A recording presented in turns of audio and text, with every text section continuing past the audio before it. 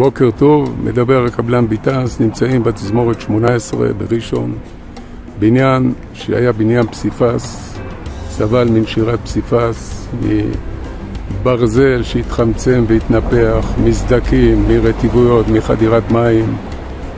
עשינו בבניין הזה קילוף מלא של הפסיפס, קילוף מלא, הרבצה צמנטית וטיח מיישר, והדבקנו סמארטסטון על כל קירות הרקע, על המרפסות, על העמודים.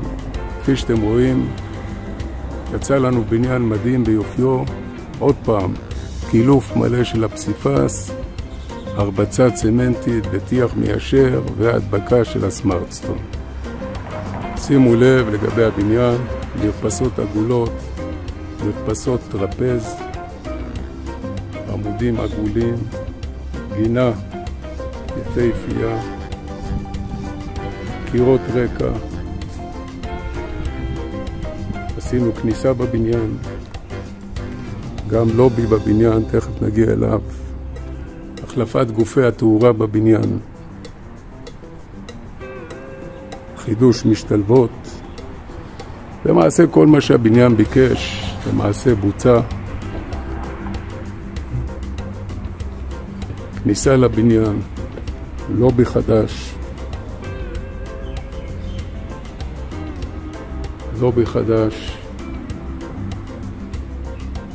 תיבות דואר חדשות,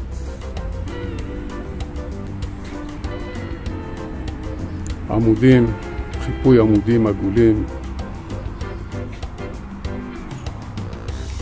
יצא לנו פה בניין מדהים, בניין יפהפה. תזמורת 18.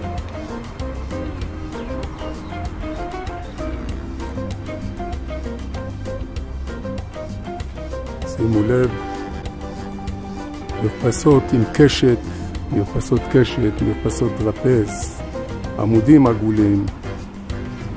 הכל יצא מדוגם ויפה. עד פה תזמורת 18.